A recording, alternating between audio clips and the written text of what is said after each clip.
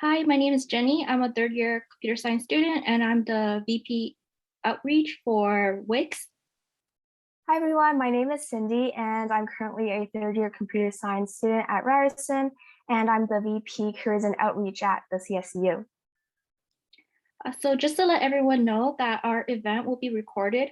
So if you feel uncomfortable being recorded, feel free to turn your cameras off and turn your mics off. So this is the How to Ace Your Next Internship discussion panel. So I would like to thank everyone for taking their time to attend this event. Next slide, please. So first, I will go over the land acknowledgement. So we respectfully acknowledge that Ryerson University is in the Dish with One Spoon territory.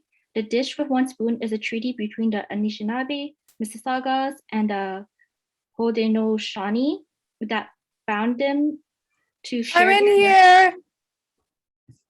the territories and protect the land. So subsequent indigenous nations and peoples, Europeans, and all newcomers have been invited into this treaty in the spirit of peace, friendship, and respect. Next slide, please. So I'll go through a little rundown on the schedule. First, we'll introduce our 4 speakers. We will then have a set of questions that the speakers will answer. And at the end, if there's any questions that aren't answers, feel free to ask them. Next slide, please. So our first guest is Noah. So he's a software engineer at Spotify, and he previously worked at Tesla, Amazon, and RBC. He is a Ryerson computer science graduate, and he was a VP academics at Ryerson for CSU. Next slide, please. Our next guest is Fatima. So she's a software engineer at Yelp, and she previously worked as a software developer at DRW. And she's a University of Waterloo computer science graduate, and she's a member of Wix at Waterloo. Next slide, please. And our next guest, Jonathan, is an incoming software development engineer intern at Google. He previously worked at Google as a staff intern, and he's also a third year Ryerson computer science student. Next slide, please. And our last guest is Santoshi. She's a data engineer at PagerDuty, and she previously worked at OrangeGate, the Inclusive Media and Design Center, and she's a Ryerson computer science graduate, and she's a founder of Wix Student Ambassador Program at Ryerson. Next, I will hand it off to Cindy. Thank you, Jenny. Now, before we get started for the questions for our panelists, I just wanted to let you guys know that if we do go past 9 p.m. with the audience Q&A, our nice panelists are okay to stay a little bit longer to answer all of your questions. Let's drop some hearts in the chat for our panelists. Woo! Now, without further ado, let's get started. Next slide.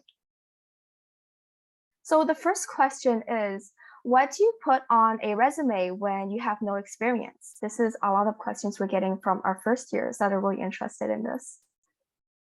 So let's start off with Santoshi. I'm gonna go with like the generic answer here, projects. Definitely put a lot of your projects on your resume, and like not just school projects, but like things that you're actually passionate about and that you can talk about in your interviews. Also any side hustles, like where if you made like an app for a friend or something like that, put that down. You know, that's always good experience to have. It doesn't have to be like direct work experience. I see. Jonathan? Yeah, I'll kind of go on the similar vein and say projects, but I get that most first years like don't know like exactly what they want to do as a project. So I think like the main ones that at least when I was in first year, I did a lot were like Discord bots because it was easy, and since we're like online into like the second half, it was like something we could all use. So I think that's like one of the good ideas for having on your resume. I see. Fatima? Yeah, I think my fellow panelists have summarized it pretty well. I think I would just add on to that. I'd just say that whatever you are putting on your resume, there's like a difference between listing things on your resume and putting things on that communicate like impact of the work that you've done.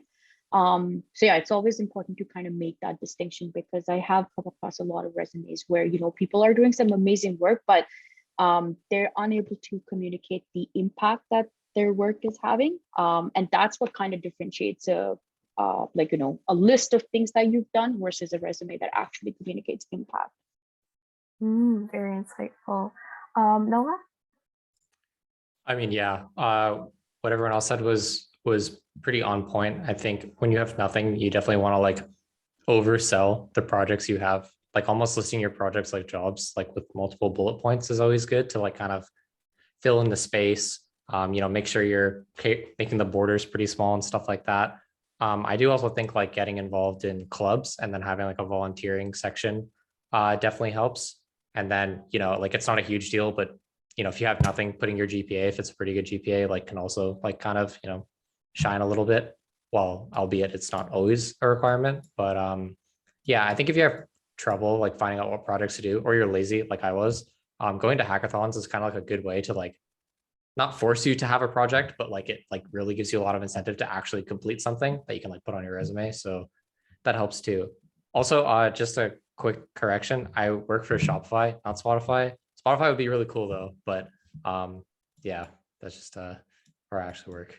But Yeah, thank you, Noah. Yeah, these two companies like always like their pronunciations are so it similar. happens that all we- the time. Yeah. Yeah, happens to me too. So thank you, panelists, for answering. Just to give a quick summary, basically, it's okay if you don't have experience. Just you can try to do some volunteer work outside of school, inside school to add to your resume. You still have time. Attend hackathons. I heard making Discord bots are also rather simple for first years, or if you don't have experience yet. And yeah, don't worry too much about it. You still have your school year to continue building side projects. Moving on to the next question. What are some red and green flags to look for when applying to a company? Let's start off with Jonathan. Yeah, for this one, I think I'm mainly focusing around like my work-life balance, because even with school, sometimes I struggle to make sure that I cut off like a certain amount of time for just working on school and then have like me time. So I would say for sure, like a red flag for me is if I see something on the job description saying like expect overtime, or uh yeah, expect overtime, or like anything that's really like a bad sign that it could be overly challenging for what I want, I guess, or demanding. Yeah.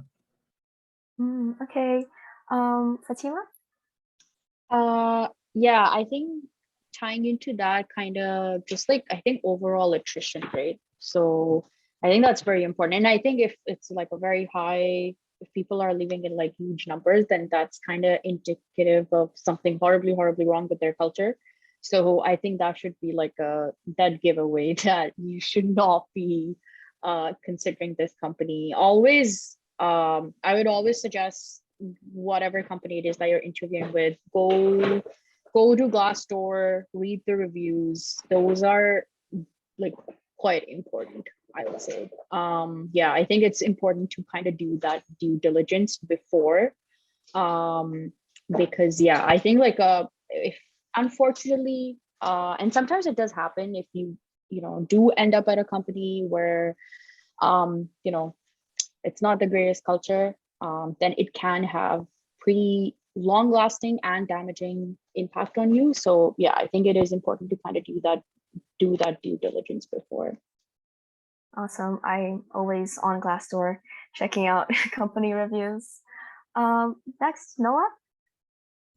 Yeah, I think a green flag specifically that I've noticed like recently is if a company has their own engineering blog. It's like pretty specific, but like if you search like Facebook engineering blog, or like, I don't know, Google engineering blog, like companies that will like have people hired to like write about their engineering to the public usually care a lot about development teams, which is great. I found that like most of the time, like those companies will be like pretty good to work for. Some obvious red flags are like, you know, unpaid internships. I think like we're definitely past that. Should not have to work for free in any major really, but unpaid internships, I heard like a lot of people say like there's a lot of red flags around companies that use the word like family a lot, like, oh, we're like a family, or like we're like a team player, that kind of stuff.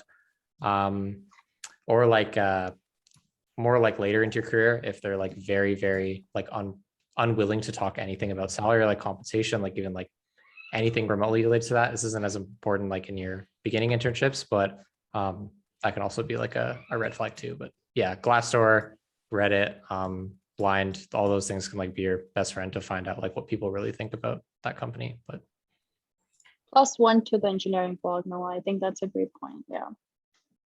I've never heard of this engineering blog, but now I'm really interested. I'll search it up after. Santoshi? I think like two big things for me are diversity and like the social impact that that company does, both like in the interview process, but then also with like other people that work there looking through LinkedIn. And for me, it's important that I see people that look like me. You know what they say, like diversity fosters innovation or something like that. So I don't remember the quote, but something like that. So that's big for me. Another thing is if the team that you're going on, I like to make sure that there are like senior engineers there that I can learn from. A lot of like these smaller internships and stuff, they don't have that many senior people that you can learn from. And the whole point of the internship is so that you get that learning. And they're just very valuable to have as mentors. So that's something that I look for. That's a green flag, I guess, if they have a lot of those. Awesome, thank you. So in general, everyone, just make sure you do a lot of research on the company you want to apply to, just to be sure that the reviews, they have cool engineering blogs, and they're really transparent on their work-life balance and their work culture. That's really important because you're working there to learn and gain experience, and you really need to make sure you're going to the right company for that. Next question.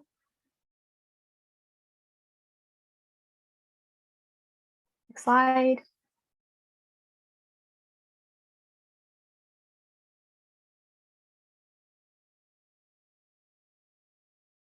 Right, I guess I'll just read off my slide of the next question. So how did you prepare for technical and behavioral interviews? Starting off with Noah. yeah, it's a good one. I'll start with like behavioral, since like I feel like that's not talked about as much, but I think practicing the STAR method, which a lot of people have probably heard of, is like a good way to like kind of form your answers and like articulate like responses to questions that are be like, I don't know, tell me about a time you succeeded when you thought you'd fail or something. Stands for situation, task, action, result. I think task and action are sometimes like subbed out. Basically like a way you phrase your sentences to answer the questions. And I think like that helps a lot. And for technical interviews, I've only really ever used LeetCode. I know it's like the most popular. It's okay to like suck at it at first. I still suck at it. Sorting through like the easiest questions and kind of like doing them, maybe like do a bit of array questions until you get comfortable, and then jump into a new area. And if like you don't understand that new area well, like let's say it's like dynamic programming, I like to like go on YouTube and like watch videos about it to like better understand it. I see. I also go on YouTube to look at these like mock Google interviews where these like really cool people, they just like whip through these questions like gods. Santoshi?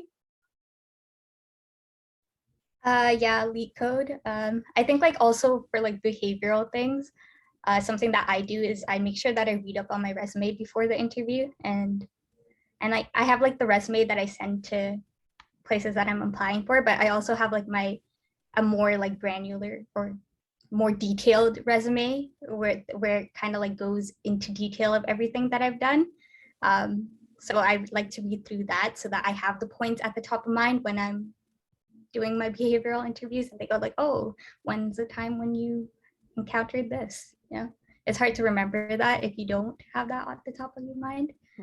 Yeah, and if you, like, I know that some companies do like take-home interviews, and sometimes like the time between when you submitted your take-home interview to like when you have your next interview, there's like a big gap. So it's important that you go through your code again and you're like, it's still relevant, because most of the time like your next interview is going to have you build on it and like for you to talk about it. So it's important that you remember what you did. Okay, totally agree. Fatima? Yeah, so for behavioral, I guess my tips would be to first of all, like I always like to kind of, whenever I have like an interview scheduled, I always like to kind of just spend a day just kind of doing research over kind of typical questions that candidates get asked. So again, Glassdoor is a great resource for this. LeetCode itself has like a discussion, I think, tab where you can kind of go see where, people's past interview experiences with certain companies and whatnot. So I always like to I have this like Word doc that I've set aside for kind of just behavioral questions, because you'll see that these questions are like pretty they're pretty standard. Not, yeah, you might see variations here and there, but like you see common themes that they kind of want you to answer. So like a section about kind of talking about yourself, past projects, difficult projects that you worked on, failure, setbacks, your experience working within like a team, how you deal with conflict, how you kind of, deal with multiple deadlines, things like that. So they have like common themes. So once you see enough questions, you'll kind of have like a good idea of what kind of questions you can expect. For technical interviews, I'll adding on to everything that my fellow panelists have said. I think something that, again, we don't talk about as often for technical interviews is that in addition to being prepared in terms of your knowledge of data structures and algorithms, your strategy for these rounds is also very important. So when I say strategy, that means the importance of asking questions, the importance of writing test cases, walking through those test cases, not kind of abusing the run button, which is something that we kind of tend to do when we're just doing LeetCode on our own. Like I know, I think like a lot of people might not know this, but like within a technical interview, it's very common that like your interviewer gives you like a very vague kind of question, and it's it's not very well specified and whatnot, and they do that on purpose because they want to see whether you have that ability to like ask questions and clarify assumptions and whatnot. So yeah. Oh, awesome. Definitely communication is really important in both technical and behavioral interviews. And next, Jonathan. Yeah. So for behaviorals, I would say, I don't know if this is a good thing to say, but don't always try to be 100% truthful. Like there's always like leeway to adjust the story a bit, I guess, because in reality, you're trying to show them that you understand like what type of response is required in like a workplace environment, or what type of response they would expect of you. So I would say don't shy away from stretching the truth a little bit in like any of your like stories, working in group projects, in assignments and that sort of stuff. And then for technical, I would also say to also work on not only the coding portion of your technical interview, but like the explaining portion, because that's also really important when interviewers are trying to like understand like what you are doing. Because you can just write the answer to in your code and be like, okay, this is how it is, and then give like zero input. Then it's like they don't understand your thought process, how you got there, which is like the main purpose of these type of interviews. I think also in the majority of the cases, you could even get the interview question completely wrong, but how you adapt and how you show your thought process into getting to your solution is like way more important to them in understanding like, are you a good developer? Are you a good software engineer? And that sort of stuff. I see. So basically for technical interviews, make sure you get your practice on LeetCode. Practice makes perfect, and understand your thought process. Make sure you can communicate both technically and behavior wise with your interviewer. And also just to add on with the behavioral interviews, not only practice the STAR method, but have a few examples saved within your mind when you go into these interviews where you can just like bring them out easily, and it's always okay to market yourself. Next question. All right, so what courses or skills have been the most relevant or helpful to the work that you have done? Starting off with Noah. Not too sure. I mean, the obvious answer is like the data structures and algorithms course or whatever. Although like I can't really remember much from when I took it, and it wasn't even like that long ago. I feel like once I did start lead coding, I was kind of like learning everything from the scratch anyway, or from scratch anyway. Like I don't want to say university courses don't often help, but I think like interviewing is like a whole other game, which sucks because it's like it's so different from like actual computer science and actual like work you're doing on the job that it doesn't seem like a great way to like measure your skills, and like it probably really isn't. But I would say like yeah, just the data structures and algorithms course, and then like a lot of different YouTube videos. I know like web development courses can kind of help give you like that practical knowledge about like, you know, front end frameworks and like back end frameworks, which are like things you'd most likely be using on like a modern day job. So like that could help too, you know, trying to find courses that have projects that have you to actually code something. Because those will like improve your skills directly versus taking a course that's just like, here's a bunch of like definitions to memorize for a multiple choice midterm, which is like a lot of like the software engineering courses at Ryerson. So yeah, picking courses that like have projects in them that make you code. So for Ryerson students, I think this would translate to CPS 530 and 630 for the web dev courses, if you're interested. Next, Fatima. I think the courses, I agree with what Noah said. I think those are probably the data structures and algorithms courses. In terms of skills, I think it's very important, especially on the job, to kind of be resourceful and like the ability to ask good questions. I think like growing up, we're always told that like, hey, ask questions, but like I think there's like a caveat to that, because when you get to the workplace, there's not going to really be hand holding anymore. And I think we get very used to that, you know, especially when we're in university and high school, like we're very used to like going up to like a TA or like a professor and them telling us that, oh, this is where you can find the answer. But I think in like a work environment, it's not it's not as straightforward. So I mean, yeah, initially, like, you know, whoever your manager is or your mentor is, they might give you the answers, but then I don't think that's like a great reflection on you as a software engineer, because when you go ask a question, it's very important to kind of show people the homework that you've done leading up to that question. So you can't just be like, hey, I don't know this. You kind of have to show that, okay, this is what I've done so far, and like this is where I'm kind of stuck on. So it's kind of important to show that, hey, I've done some digging around. But this is what I kind of need help with. So, and I say this more so because like, especially when, you know, when we're doing internships and whatnot, you most likely will have like a mentor or a manager that you're directly working with. So it's very important to be respectful of their time, and like the ability to ask questions directly, I think relates to that, like being respectful of their time. Because like I have been in a lot of situations where people have just been like, hey, I don't have time to answer your questions. So, you know, it kind of forces you to think a bit differently about the kind of questions that you want to ask. So yeah, just the ability to be resourceful. Yeah, definitely. Asking questions is like a whole new art to like navigating internships, because you need to make sure you're asking the right question, you're progressing nicely in your project, and it's like it gets tough when you're kind of out in the open, like kind of working on your own, and you need to figure things out by yourself sometimes. Definitely. Next, Jonathan.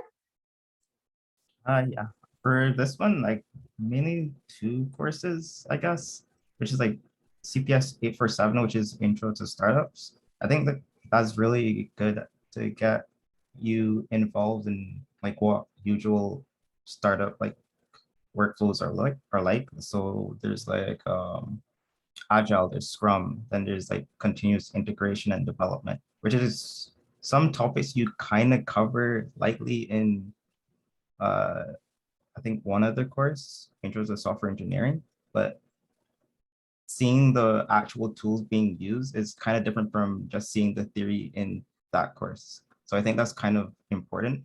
And the other one, which is like more personal to me, is the Linux courses. When I was taking those courses, I wish I paid way more attention because I use Bash a lot for my work, and just having the ability to like know how to like do like simple Bash script to do something, or like set up aliases for my work is so much less time consuming. And I wish I paid more attention in that class so I could set it up faster and have like more like control over everything. So yeah, those are my two courses. I see. To Ryerson students, the Linux course is CPS 293. And if you're interested in software engineering or software development for your co-op, you can check out the software engineering concentration on the website. And there's like a list of courses that has like more so like a few software engineering courses that are really related to the topic. Next, Santoshi. I can't really like pinpoint a course. For most of my internships and most of my career, I was a mobile dev, and I don't think Ryerson has a mobile course that computer science students can take, or at least like when I was a student there, we couldn't take it. I don't know if that's still the case, but maybe that would have been helpful. Not sure though. But other than that, like I think like some of the courses that like Jonathan and Noah and Fatima mentioned as well. But other than that, like I think going like just the courses that you take, you learn kind of like general problem solving skills, which is really important. Like you like languages change, stacks change from company to company, but like you need to know like kind of what kind of questions to ask and like how to approach that problem. And I think that's like the biggest takeaway that I learned from school. And just like having that like the foundation and like multiple different disciplines, so that when you are working on a problem that like could be related to something else that you don't really work with day to day, like somewhere in the back of your mind, it'll like trigger something that you learned in school, and you'll dig into it more. So that's definitely helpful as well.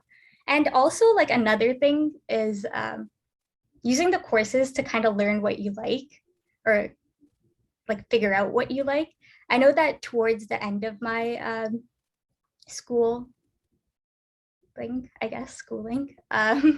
I took a lot more of like data science courses and stuff. And that's when I realized that that was something that I was interested in.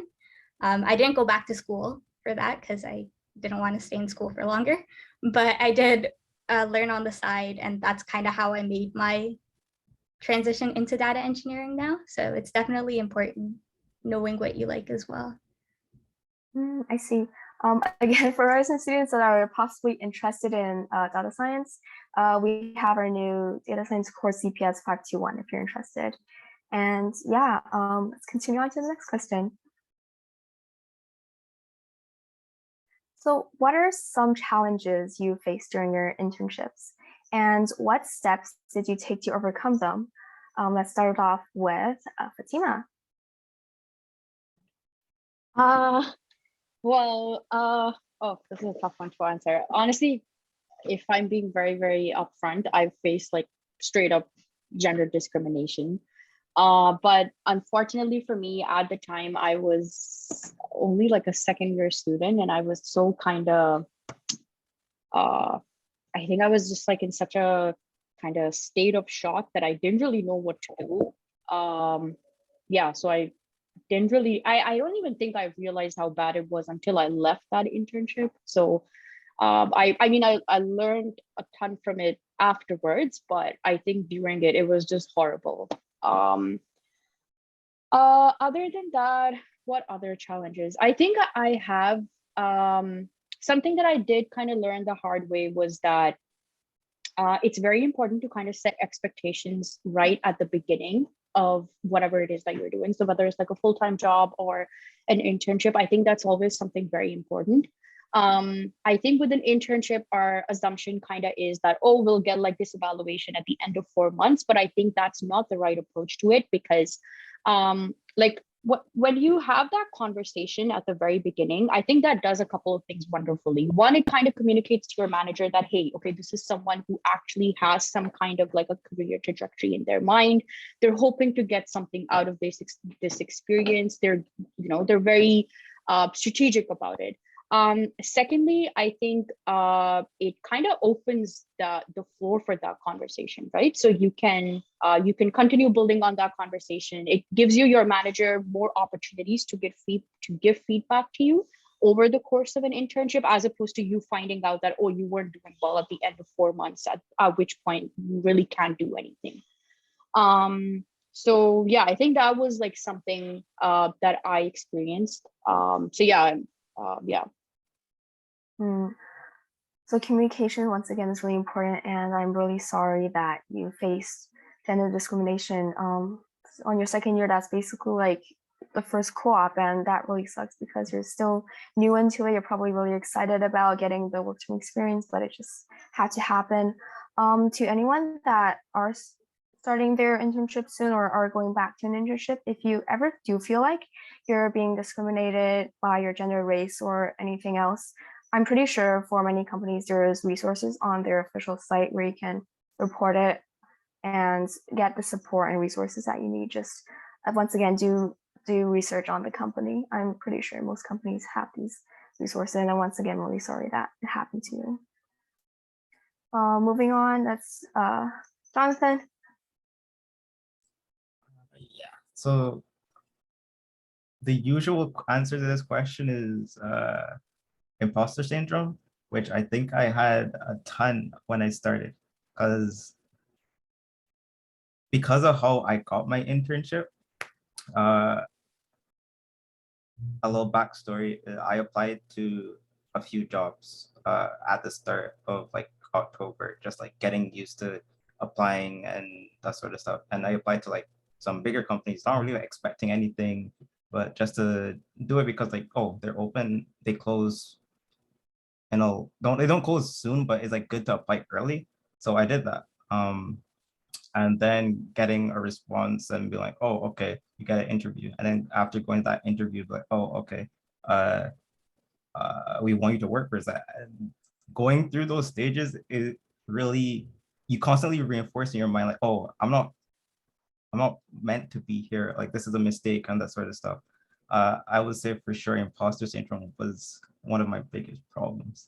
Other than that, though, another thing was asking questions. I think for me personally, I didn't answer as many questions as I should, or at least my intern host and I always had the conversation of there's probably questions that I have that I still don't answer them because I think, oh, I'm wasting their time and I should try to figure it out on my own and that sort of stuff, which probably ties in with imposter syndrome a bit. But yeah, that happens a lot. And I think the way I got over that one was to always like write down literally anything that I had a problem with. Whatever it was, if I stopped for more than like 2 minutes, I would write it down. I'm like, okay, this is a problem. If I still have this problem in 20-30 minutes, I am going to ask my host for help, even if it seems like a stupid question, because even one thing that he told me to like reinforce into me that like is not a bad idea to answer him the question is, if it takes me 10 minutes to go to another engineer and ask that question and get a response in that 10 minutes, it is better to do that than to sit there for an hour, 2 hours, not knowing like 100% what to do as a company point of view. So if you're working on a company-centric workplace, then any like engineer would be happy to help you because they're trying to be as productive as possible. Really insightful. That actually helped me a little bit with my imposter syndrome. I think imposter syndrome and fear of asking questions really go hand in hand here. Next, Noah. Yeah, like 1+ on the imposter syndrome thing. From what I hear, it never ends. Like my manager Shopify talks about imposter syndrome, and like I think in computer science, it's like a very different field where like it's really easy to like visibly shine. So like I think sometimes in other majors, like let's say if you're majoring in, I don't know, like business or like liberal arts or something, it's harder to like show that you're really good at that thing. Where in computer science, like you can make your own projects, you can be really good at solving these like interview problems, and like it's like it kind of, it's really easy to like compare yourself to people doing well. Probably not like exclusive to computer science, but it just seems like easier to have it in this field. So that definitely sucks. And like I think like, yeah, everything all the tips Jonathan had were great. I would say during one of my internships, I was working at Amazon, and contrary to popular belief, they have a pretty, I think, bad culture. Like a lot of the interns, like it kind of makes you seem like, you know, ask questions and stuff, but I myself and a lot of the other interns like noticed that like near the second half of your internship, like people stop responding to you and tell you to like answer less or ask less questions, because they're like really hard evaluating you, which is like really kind of stupid, because like why would you not be able to ask questions? And like I found like a lot of people, they're really busy. A lot of people were like kind of focusing on their own thing. My mentor didn't really have a lot of time for me. I think to combat with that, I tried like making a list of questions I did have for when I was able to answer those questions, and tried to like dive deeper into things before asking questions. I want to preface this to say most companies aren't like that, so you shouldn't have to worry about that, but asking good questions is still like a really good skill. Being able to like kind of ask one question that provides all the context needed to like understand the question. It's formatted really well. You hyperlink to the code you're talking about, not just like posting screenshots of it or something. So like when someone does want to answer that question, they have everything they need to like help you without having to do like research themselves. So that's like a super important skill that like I got better at as like time went on, and people like pointed out like, oh, you know, ask like if they have to ask questions to your question, usually like sometimes you might have left out information. So that's like a super important skill as well. So just kind of like catching myself when I'm asking bad questions or asking questions quote unquote too fast, when like sometimes I'll ask a question but like, oh wait, the answer's like right there. So yeah. So it's really important to come prepared with your question and make sure that that's the right one. And next, Santoshi. Yeah, like a lot of the same challenges that everyone else faced here. Definitely a lot of imposter syndrome. And ask, like Fatima mentioned, like getting that constant feedback that also helps with your imposter syndrome a little bit, because like then you can kind of gauge yourself and know like where you actually are. Because like when it's just you and you're in your mind, you're kind of like always like you always put yourself lower than where you actually are. There's that. But another challenge that I faced in a lot of my earlier internships, there weren't a lot of senior engineers that I could learn from there. So a lot of the times I was doing a lot of self-learning and making like big decisions by myself. And it was like very early on in my university career, as well as my actual career as well. So I definitely did not have the experience to make those. So I didn't do this then, but something that I wish I did do then is have a technical mentor. Like they don't need to be within your company or like within your team.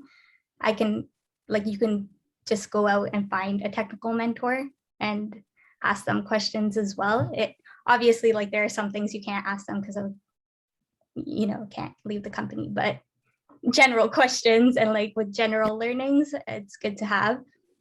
I had one for my transition to going into data engineering because like that was very new. I didn't take any courses on it. And I benefited so much from that I really wish that I did that earlier on in my career. I see. Just another side note for Ryerson students, having a mentor is really important. So I know that there is the TMP peer mentoring and then later on the career mentoring system where when you join in as a peer mentor, you're basically mentoring a first year incoming student. And then after that,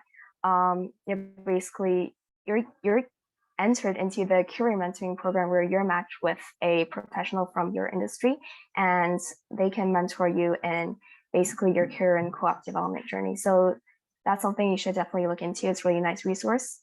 And yeah, That's all I have to add on. Next question. Okay, so how do you network with people in different positions in your company? Let's start off with Jonathan. Well, for this one, I'll be the bad example and be the person that did terribly at networking. But that's mainly me being like a shy person and that sort of stuff. But my host did help me to be more social and like setting up meetings with like other engineers on other teams to get like information that I could like learn from or that sort of stuff. So I'm not gonna be the best influence on how to network well. All good. Fatima? Honestly, same as Jonathan. I'm like a big introvert. So yeah, I don't know if I should even be answering this question, but I mean, I think I kind of kept the same rule that I kept for my personal life, is that like I kept kind of never tried to like really force, I guess, relationships with people. I was like, hey, if it comes naturally, if there's certain people that I kind of like collaborating with and whatnot. So okay, we'll continue with that. But yeah, I just honestly, yeah, I never went out of my way to kind of network with people. So yeah, I don't know if I'm the best person to be answering this question. As an introvert, I relate completely. Santoshi? So I was actually like big on networking with people in your company, as well as like outside as well. You never know like how you're gonna find your next job, or like what kind of benefits networking with these people can give you. So it's always good to do so. But I think like within my company, what I did is I kind of used my existing network. So like to find other people that would help me for my interest. So like I'd ask my manager, like I said, with data engineering, that was something that I was interested in. So while I was an intern at PagerDuty, I'd ask my manager like, okay, like this is something that I'm interested in. Who do you think I should talk to? And she's been at the company for longer. She knows more people there.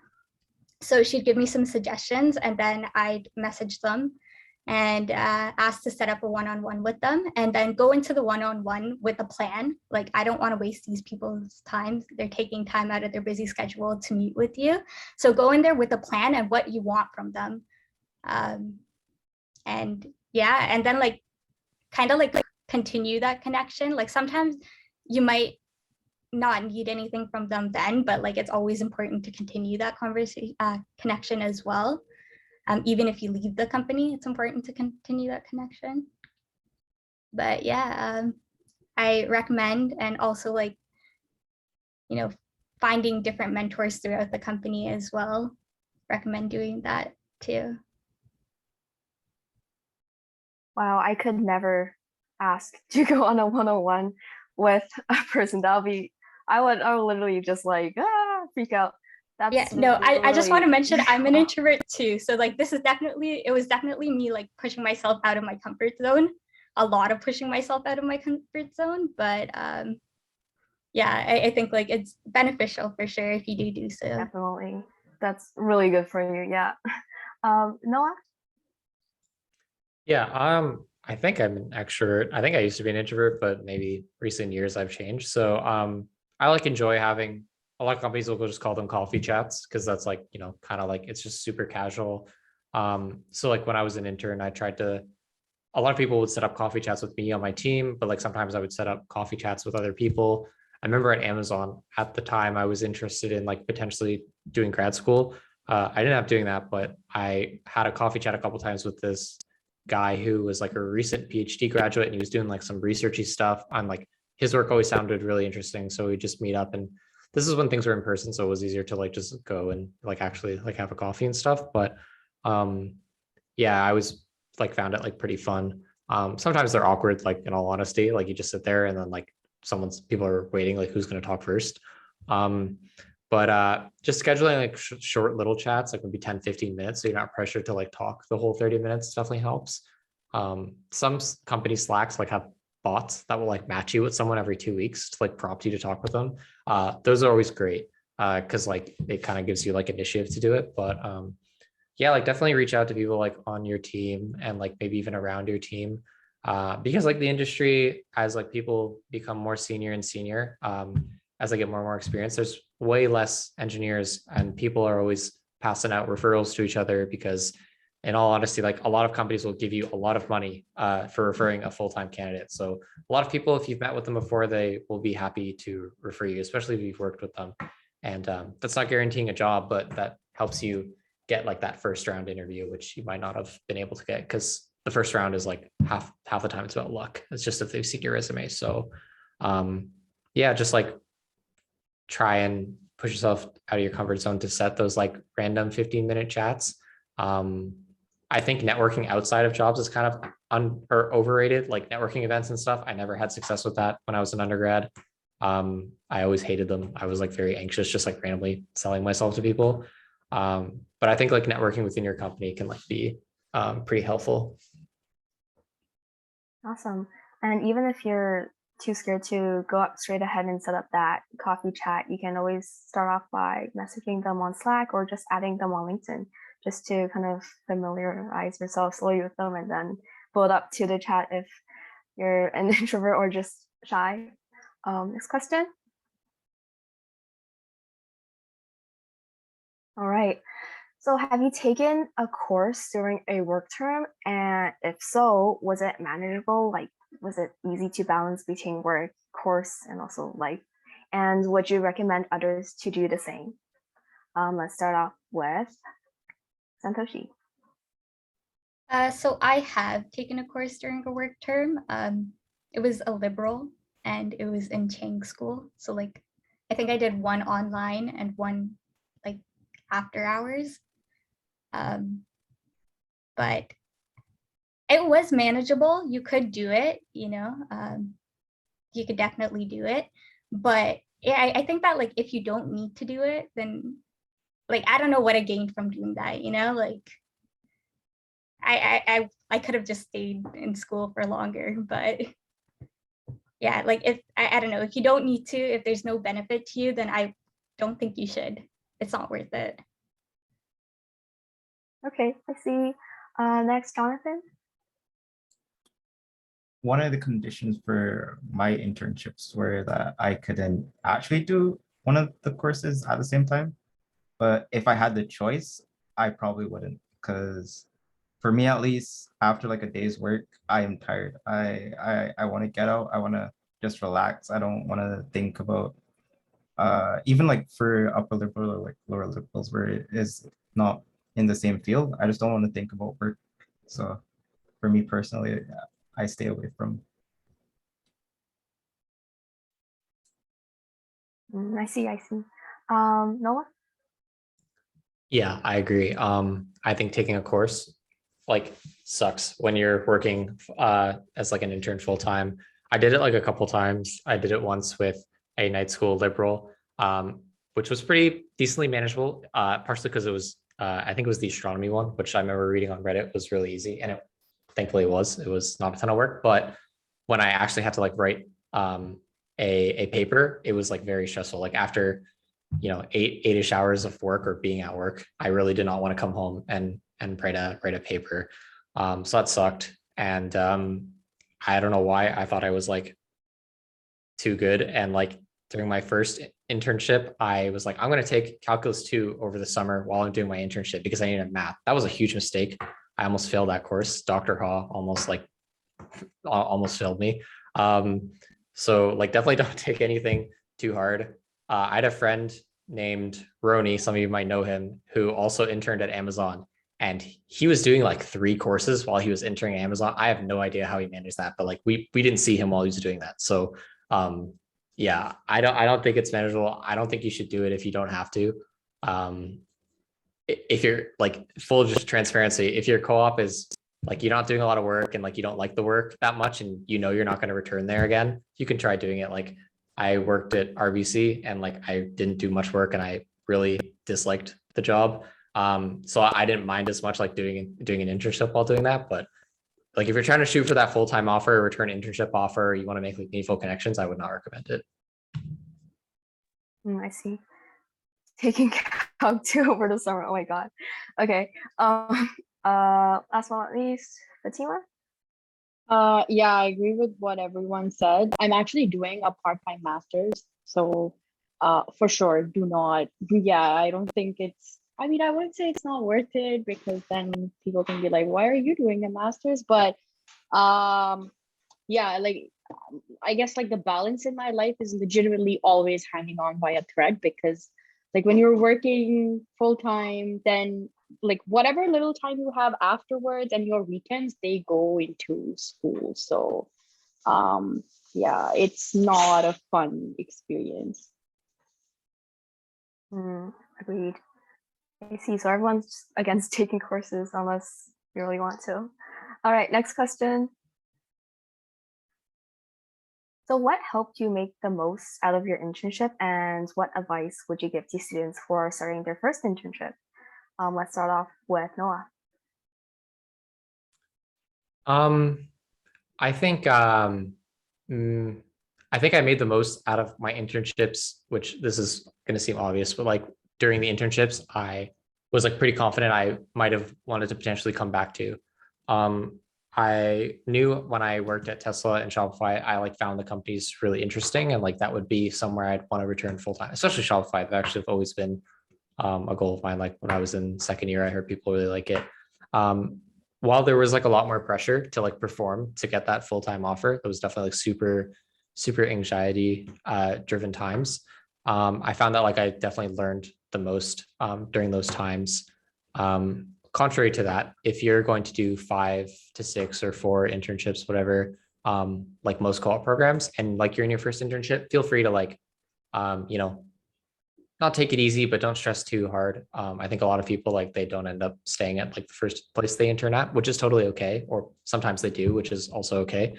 But there's like a lot more internships you're probably going to be doing. So try and enjoy as much as you can, you know, hang out with the other interns, like go to the company events and stuff, like take use of like free food or free events or whatever they do. And like try and have a good time while also like soaking in information. Like don't feel pressured ever to like work after hours because some other intern is working after hours to get full-time offers. That happened a ton at Amazon. People were always on the weekends. I did not want to do that. But yeah, that was pretty generic advice, but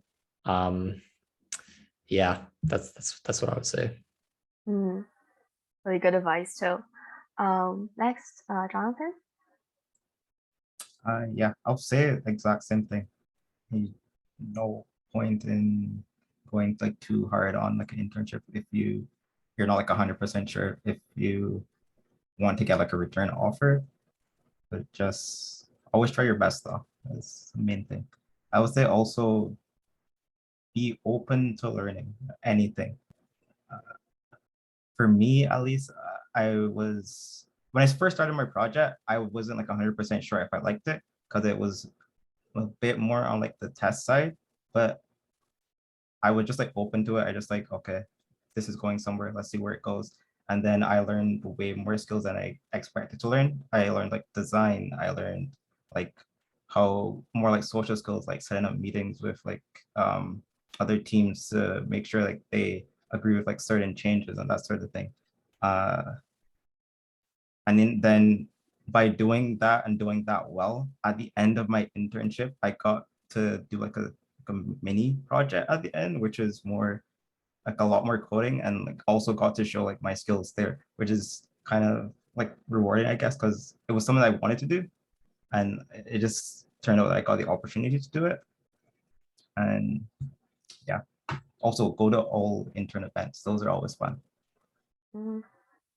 Agreed. It's always nice to meet other fellow interns at the same company. Next, Fatima.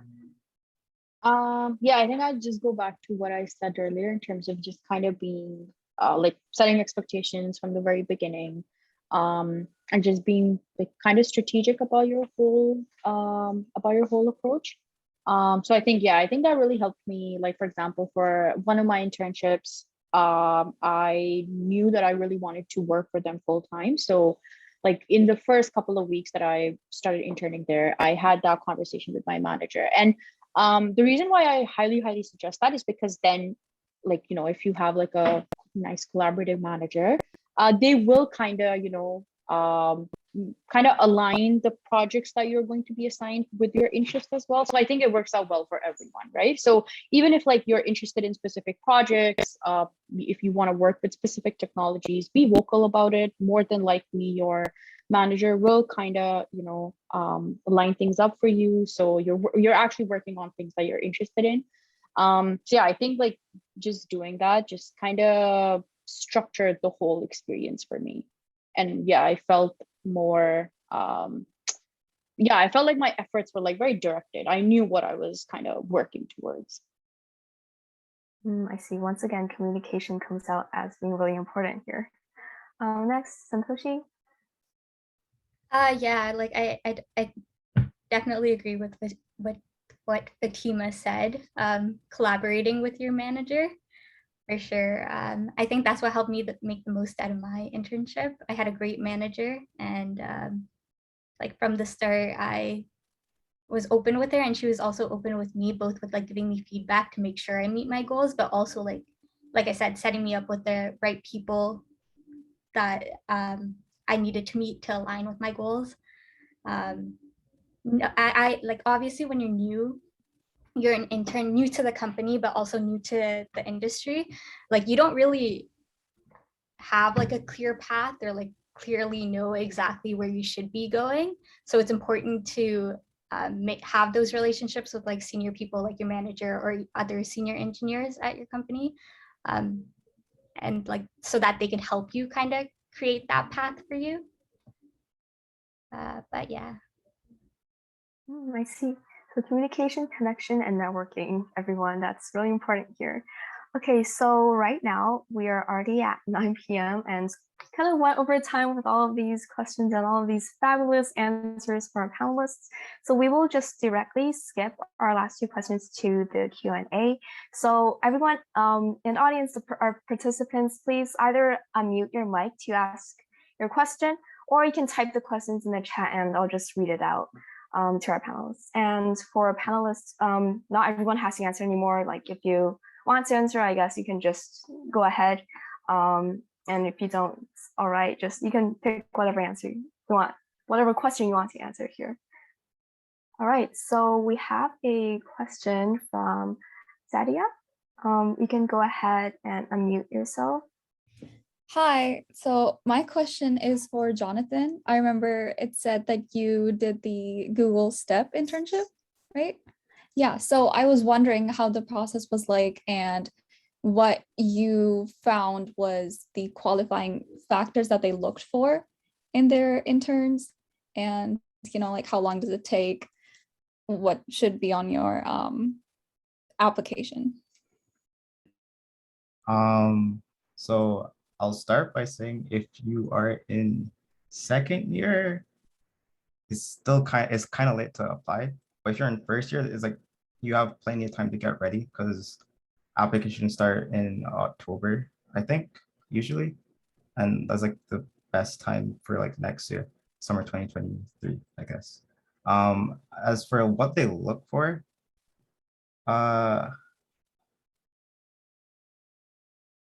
I had the same question for my host when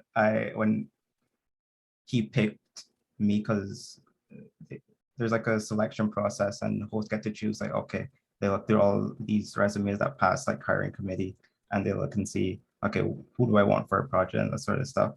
And I guess I asked him for advice on like what like I showed that made him like pick me. And the first thing he said was, it just looked like you were ready to do more.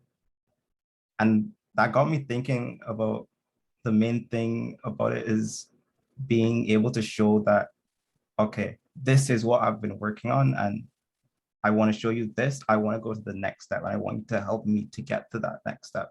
So either through like So mainly through like, your projects, like being able to like go and do something that interests you, put out a product that looks good for your resume, but also shows that is more than just like, oh, I go to school, I do the assignments, I hand in assignments, and then I put the assignments here in a nice little box where I did everything that was assigned to me. So I think going the extra mile is also a big thing. Interview wise, I would say explanations. I think the one thing that I did really well, if there was anything, was I always try to explain exactly what I was doing and why I was doing something when I was coding. I remember my second interview was my worst interview because from start to finish, my interviewer said nothing. I started the interview. Okay, I answered like clarifying questions like normal. After she asked those questions, and they started like actually writing code and like explaining my thought process through the entire thing. She said nothing. I was really like confused. Like, okay, am I doing something wrong? Normally like the interviewer asks like just like a random question to just see like, okay, what do you think or that sort of stuff. And there was nothing. So the entire time I was extremely nervous.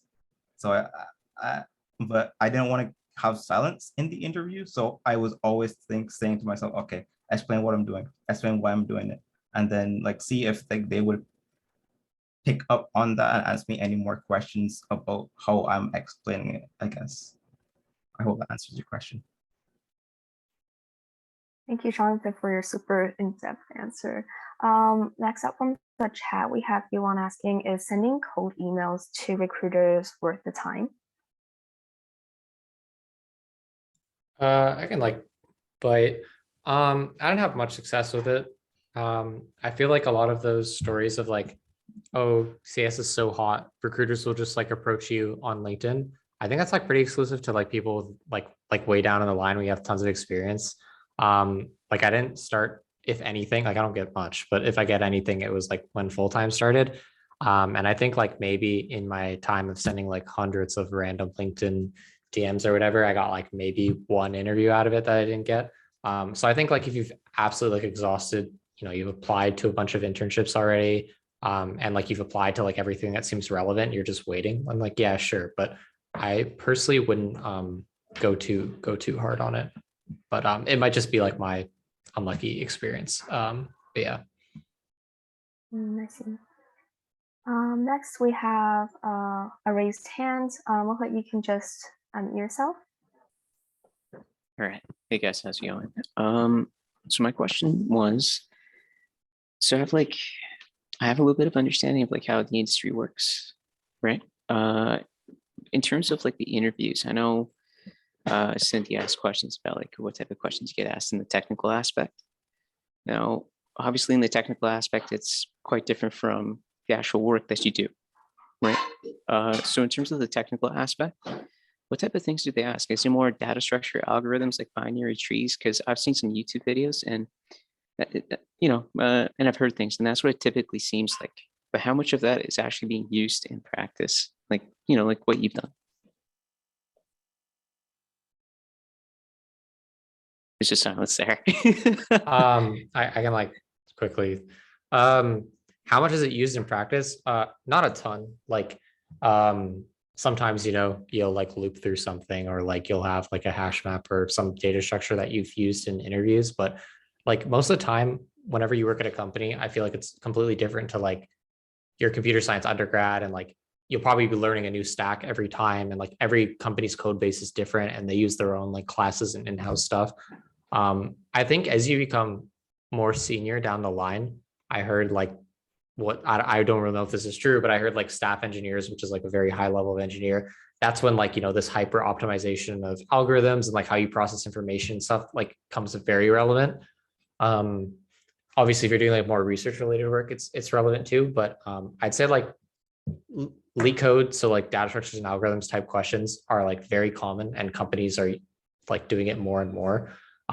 Some companies like smaller companies or companies that might not be as like lucrative for like engineering internships might not hit you with those kind of questions much. But yeah, there are definitely companies that like don't. not as common, but there are companies that will make you do like a take-home project, which I actually like don't prefer. I would rather just like do the one interview and get it over with the question. But yeah, I'd say it's becoming increasingly more common, which sucks. But I definitely say like probably like those LeetCode questions are becoming more common. But you shouldn't expect any super insanely hard question for like a first year or second year or third year internship or whatever. But Okay. And in terms of like the projects, obviously, like anytime I ask anyone, it's always a generic question, or it's like the generic answer, just like what you guys gave, which is like you just do projects. And something that you're passionate about, which is cool, like 100%. But I feel like I don't know if anyone else can like back me up here in the chat, but it's like, how do you know what that that passionate project is? It's hard to do, right? Like, yeah. so what's oh, sorry, to cut you off. Continue. yeah, no worries. I was just gonna like, so what can someone do who's like trying to find that passion? Because I'm interested in like mobile apps, maybe web development, crypto. Basically I'm everywhere at this point in time, but like how, if you wanted to, man, how do I say this? What's like a good way of like, like what would be good examples of projects which really demonstrate like, yeah, I can code. It doesn't matter what it is, but I can code and I can pick it up, because ultimately at the end of the day, that's what it is. You can give me Java, you can give me Python, whatever. It's just a tool, right? But how do I show you that, no matter what project you give me, I can do it? I don't think like there'll ever be a point when like you could just show everything. Yeah. I also think like having like doing a project or like finding a passion, in my opinion, is a little overrated. Like I'm not too like personally, like for me, CS right now it's just my job. I'm not like, I've never been like too into like coding on my own and stuff. But like I said, my previous point, what I did is I just went to hackathons and like whatever we made, if it used multiple languages and stuff, I'd slap it on my resume and oversell it to what it actually is. Or I would even just put like school projects and kind of phrase them as something cooler than they actually were. But that's what I did. All right, nice. And the last thing I just want to ask was, how can we, get in touch with you guys? Because there's like, I have a few more questions left, and like it'd be nice to network with you guys regardless, anyways. So is there a way of, contacting you guys? Everyone paste your LinkedIn profile links in the Oh, chat. jeez. Let's all connect. Yeah, so yeah, we'll yeah. Awesome. So just like, yeah, put your LinkedIn down, and then yeah, I think that's the best way to. All right. I have a long question here. Okay, I'm gonna read it out. I just wanted some advice on the first day at the job. I'm worried about going to a workforce and not knowing what to do. I'm doing well in my courses, but I feel like I'm just not good at my courses and not exactly computer science. Okay, I think they're just asking about how to prepare, basically going into an internship, maybe going into a first internship, like what measures did you guys take to make sure that you are ready for the first day on the job, or like just going into that position? I think that like, regardless of like if it's your first internship, if you're just like switching companies, like your first day is always going to be nervous and you're always going to not have a lot of context there. I think like what I like doing is I like writing things down, like as I hear them, as I ask questions, like for like the first month, pretty much, I write down all the answers that I've gotten, even if it's like a small abbreviation, like, oh, what does this mean? I'll write that down. Just because I also don't like asking the same question again and again, and like you probably shouldn't. But yeah, like you're never gonna really be fully prepared, and I don't know, I don't even know if I know computer science at this level. So like, I don't know if you're ever gonna not feel that way. Agreed. It's definitely, you're not expected to go in there knowing how to do the work your position includes. You're there to work and also learn. So your company is responsible to teach you the skills that you're required to provide. So you don't have to be pressured to go in knowing everything. That's not expected of you. Okay, so I'm seeing a lot of questions. I'm sorry, guys, participants, I might not get to every question. I'm just gonna pick some interesting ones.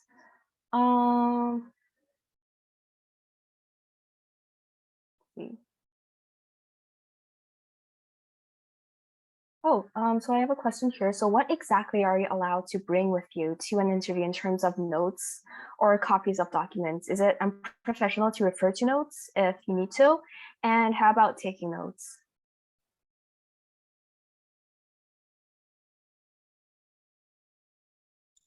I'll just bite again. I don't think you can. I haven't been in an interview where they like let me. I mean, maybe your own resume, but I don't think you can. Sometimes like they'll let you like if they're watching your screen, they'll like let you check the docs for like reference or something. Like for example, like the Java docs. And sometimes they'll like be okay with answering questions about like, oh, which like if you're stuck on what data structure you use for a long time, sometimes they'll, the interviewer will like help you and you can still get the job. But yeah, I haven't heard of like being able to like reference notes or anything like that, but maybe the game's changed. I have done a couple interviews where for the technical portion, if it's like online and virtual, they let you Google things. Obviously you can't Google answers, but like small things like syntax and like what does this like what's the function to do this. A lot of places don't really like expect you to memorize everything, and you can't really memorize everything. So yeah, that's something that I've noticed in my experience. Okay. Great. Okay.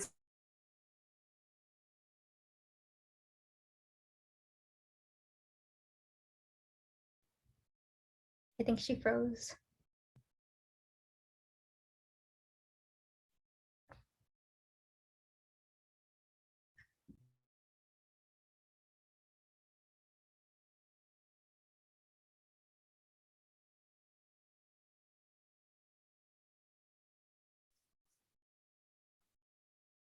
Oh, I think she's back. We're back. Yeah, you froze for like 15-ish, 10, 15 seconds. Oh no. Okay, anyways, I was saying we have a really popular question about salary. I might just add my question in there too. So what's the starting salary for you guys? Did you get any raises? Did you have to ask for raises? And what are your thoughts on salary negotiation if you get a return offer? Yes, I can start. For me, I'm like always transparent with how much I get paid. I don't really care. I think it's better for everyone to know than people to get scammed or like just always good to know like what everyone is getting and that sort of stuff. So for me, I think I started like 28, which is definitely on the way higher side for like a first time intern. Uh,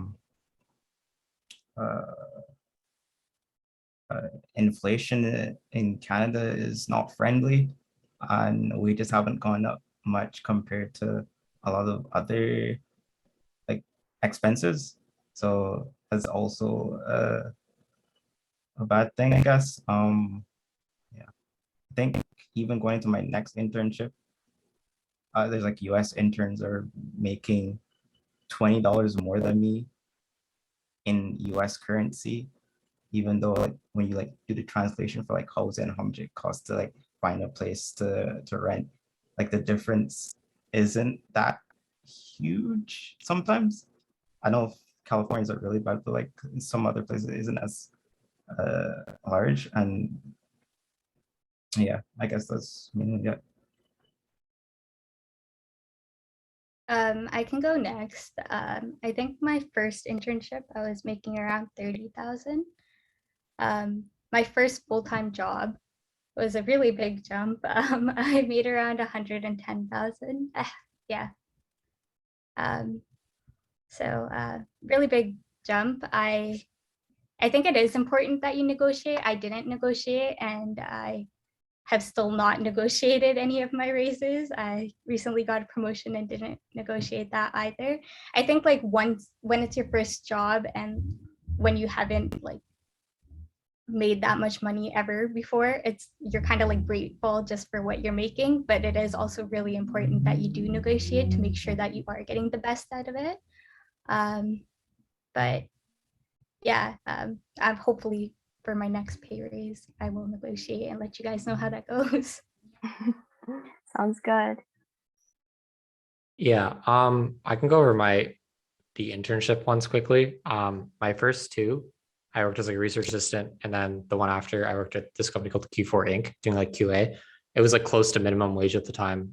It's very low, but like at the time, like I was fortunate enough to not have to care too much about salary. And it was still like enough for me to get by. So it was okay at the time. After I worked at RBC, which I think paid like 22 or something. And then Amazon paid a lot. It was like, I think it came out to like 50 something an hour with like the housing and stuff. It was definitely a lot of money. So that was cool. And then Tesla paid a good amount less. They're actually known for not paying super high for tech salaries. Well, super high relative to like other American companies people usually compare them to. But I was making, I think, like 32 USD an hour, and they gave me some relocation because I had to move for it. I'd say when I got my full-time offer at Shopify, it was very comparable to what Santoshi said for her full-time offer, but that website I linked, levels.fyi, like it's pretty accurate, but the prices are in USD, so make sure you convert them. I did try and negotiate, and they just said no, even though I had a counter offer, which sucks. Some people were succeeded in it. They just did not care, which rubbed me the wrong way a little bit, but yeah, always try asking for more. I haven't heard of many successful intern negotiations. Like sometimes they have like Amazon for Canada will have like the same intern pay for every intern. It just varies on location. And going off that like Toronto point or Canada salary point, I actually talked to Olsey about this, which is like a pretty other successful Ryerson alumni that was on the CSU a couple of years ago. And I think like in general, a lot of companies will pay a lot less in Canada, even like when you factor in housing and everything, which definitely sucks because like I don't want to live in California, but I think with remote work and a lot of venture capitalist firms, so firms that fund startups, getting a lot more money. There's a lot of like higher salaries in Toronto, so they're definitely out there, which is cool. Like I've heard of, obviously there's the FANG companies here, but there's like some very successful startups here too, like Bolt or I don't know, Instacart or whatever. I guess Instacart's not a startup anymore, but they'll pay you like very comparable to the United States. But yeah, it's just like my 2 cents. Also, just wanted to mention that like other places that you can look for salary information, there's levels like Noah mentioned, but also something called Blind. Glassdoor is usually lower than average, so it's not really like the best to go using that for negotiations, but yeah. I see. I actually have something to add on to salary negotiation as well. I'm actually a successful intern that succeeded in getting $1 extra per hour for my next internship. Basically, I interned at Bell last summer, and they gave me a return offer at the end of my internship. And I did a quick research, and like it was below, or like it was somewhat below the industry average for interns. And I basically marketed myself to my supervisor, and then they got me in touch with HR and everything. And I basically just asked for more, and they gave me a $1 increase, which is still great because it gave me like a nice confidence boost in myself, and it was a great thing to do. I guess I felt good about it. Right.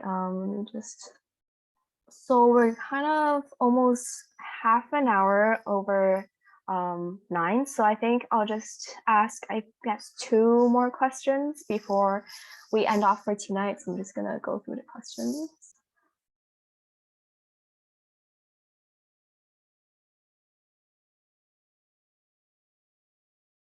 A lot of LinkedIn links. Let me just scroll past that.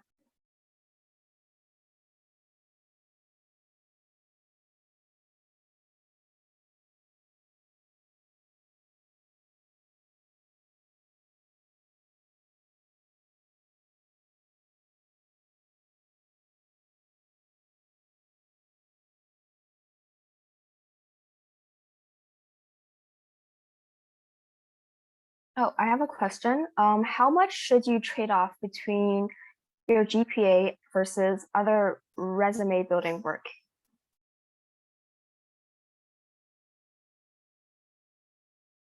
I'll bite quickly again, I guess. I think you should, like, if you don't want to go to graduate school, I think you should, or you don't have any scholarships to maintain, I think you should like always trade internship helping stuff. Because a lot of like employers usually don't care. They do care sometimes about your GPA, especially if your resume is pretty blank. Like I know, if your girl's to intern at NASA, they have a 3.5 CGPA requirement, which sucks, but that's just like some random tidbit of information. So I think like you should always like, if you've got like an interview to study for or like a quiz, you should study for the interview if you're not going to fail that course, because failing courses is annoying and you don't want to have to repay them. And so if you're like pretty away from probation, definitely focus on the job aspect. But I found that when my grades improved in school, because I was a very bad student in first year, I improved in other ways as well, like my interviewing. And I don't think it was because like, oh, I learned more in my classes. I think it was just I got into like more of a learning mindset, and I got better at learning things, which in turn helped me learn how to study for interviews too. So I want to say like it's not only a coincidence that a lot of the students who work at big companies like also have pretty good GPAs, but yeah, definitely like don't throw away like interviews for like school studying if that's possible. Yeah. Oh, sorry, go ahead. Oh yeah, no, I was just gonna second that. My GPA wasn't the best. Like it wasn't like bad, but it wasn't the best. Most of the years of university, but I think like, and now like working in the field, like there are a lot of people who come from different backgrounds too, like especially in computer science and software engineering. Like it's not usually just people from university. Like there's so many different backgrounds out there. That like I don't know, like yeah, I wouldn't put like too much priority into making sure that your GPA is the highest, unless you want to go to like do a master's, or I think you need to keep a GPA up to stay in the co-op program. So like, but even if you don't, you can still find co-ops out of that. So not the end of the world. Yeah, just to add on to that, I think there's only like a couple of like companies that are like famously known for being very stringent with their GPA requirements. So I think Bloomberg, Citadel, I think a couple of other big hedge funds. But other than that, I think people are pretty like, chill about it. But yeah, if you are targeting those companies in particular, just be mindful of that. For sure, agree. For me, at least after my first year, because I didn't have much on my resume, having your GPA there as well is like nice, but then after that, it didn't really matter for me. So yeah. Awesome. So I guess last question, and then that's it for today. So did applying for new grad roles feel different than applying for internships?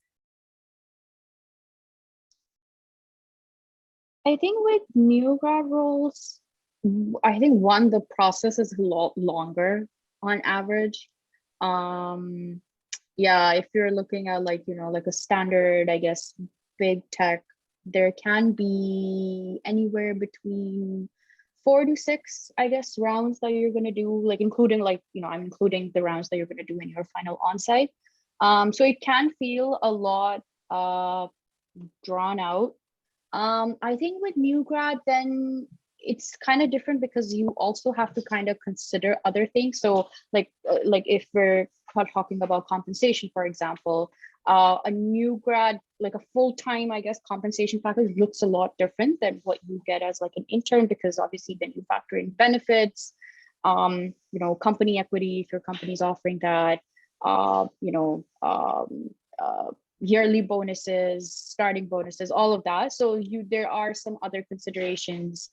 I think, yeah, I can't think of anything else.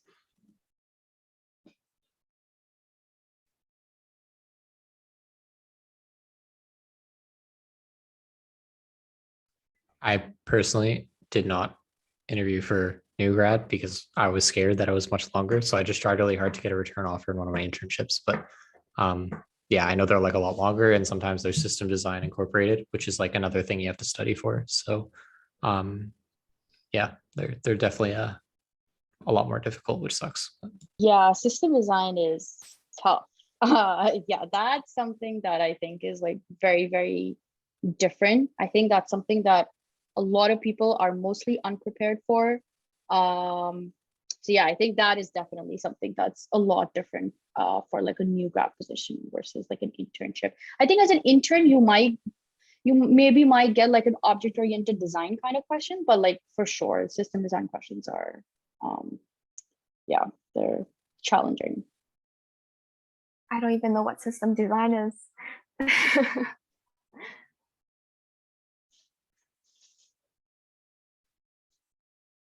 Is there any one? Oh, Jonathan, do you have anything you want to add on, or are we good? That's pretty much it. Yeah. Sounds good. Alrighty, so Camilla, if you can move on to the last slides of our event. Oh, we're at the end.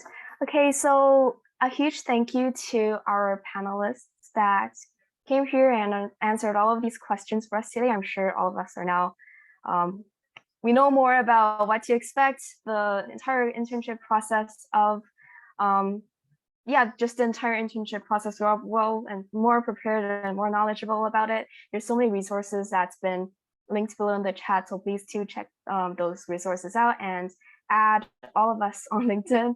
And yeah, so, and thank you participants for staying for 1.5 hours all the way till the end. That's great initiative for you guys to come here and just have all of your questions answered. Thank you, everyone. Once again, good luck on your co-op hunt and your internship. Hope you guys have a good weekend. Thank you guys again. Bye. Bye.